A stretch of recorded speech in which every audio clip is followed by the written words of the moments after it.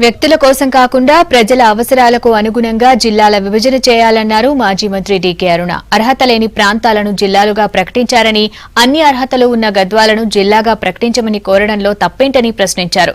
జిల్లాల పునర్విభజనపై సీఎంకు క్లారిటీ లేకుండా ముందుకు వెళ్తున్నారని ఆరోపించారు.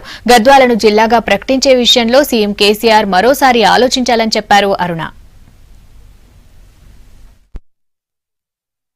అన్ని అర్హతలు ఉన్నటువంటి మేము ఎందుకు అడగకూడదని ప్రతి ఒక్కరిలో కూడా రేకెత్తుతున్నటువంటి ప్రశ్న. మాకు అన్ని అర్హతలు ఉన్నాయి, అర్హతలు లేని స్థలాలను జిల్లా ప్రకటించిండ్రే, మరి మాకు అన్ని అర్హతలు ఉండి మా ఎందుకు జిల్లా చేయకూడదు అన్నటువంటి ఆకాంక్ష ఈ రోజు ప్రతి ఒక్కరిలో వస్తా ఉంది. పెద్ద ఎత్తున ఈరోజు చర్చ జరుగుతా ఉంది. ఈ అధికారుల పంపకాల గురించి రోజు పత్రికల్లో వార్తలు వస్తున్నాయి. ఒక పక్కనేమో కొత్త జిల్లాలు ఏర్పాటైతే ఉద్యోగాలు పెరుగుతాయి అన్నారు, ఒక పక్కనేమో ఉన్నటువంటి వాళ్ళతోనే సరి చేసే కార్యక్రమం అంటున్నారు. అంటే ఒక క్లారిటీ లేకుండా ఒక్కొక్కసారి ఒక్కొక్క మాట. జిల్లాలు ఎక్కువైతే ఎంతో మందికి ఉపాధి వస్తుంది, యువతకంతా ఉద్యోగాలు వస్తాయి, కొత్త ఉద్యోగాలు అన్నారు.